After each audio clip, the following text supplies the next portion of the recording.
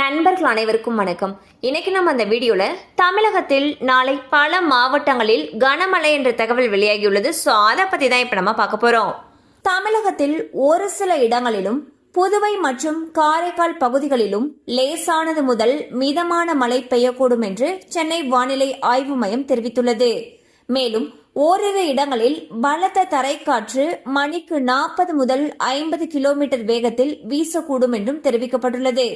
குறிப்பாக நீலகிரி மாவட்டத்தில் ஓரிரு இடங்களில் கன முதல் அதி கனமழையும், கோயம்புத்தூர் மற்றும் திருநெல்வேலி மாவட்டங்களின் மலைப்பகுதிகள், தேனி, தென்காசி மற்றும் கன்னியாகுமரி மாவட்டங்களில் ஓரிரு இடங்களில் கன முதல் மிக கனமழையும், ஈரோடு, சேலம், தருமபுரி, திருப்பூர், திண்டுக்கல், மதுரை மற்றும் விருதுநகர் ஆகிய மாவட்டங்களில் ஓரிரு இடங்களில் கனமழையும் பெய்ய வாய்ப்புள்ளது.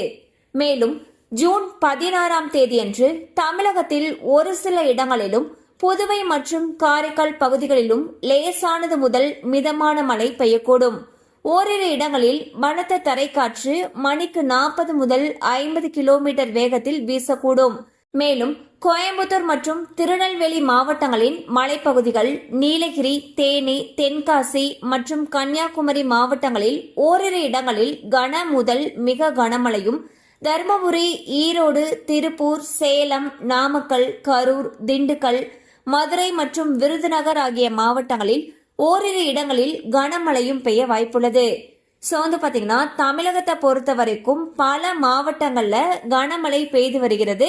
இதன் காரணமாக குறிப்பாக ஜூன் 15 மற்றும் 16 ஆகிய தேதிகள்ல பல மாவட்டங்கள்ல கனமழைக்கான அறிவிப்பை சென்னை வானிலை ஆய்வு மையம் அறிவிச்சிருக்காங்க.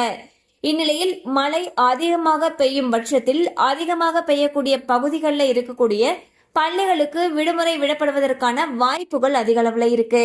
கண்டிப்பா இந்த அப்டேட் உங்களுக்கு பயனுள்ளதா இருந்திருக்கும் நம்புறோம். மேலும் இது போல அப்டேட்ஸ் உங்களை உடனே ரீச் ஆகணும்னு நினைச்சீங்கன்னா நம்ம சேனலோடு தொடர்ந்து இணைந்திருங்கள்.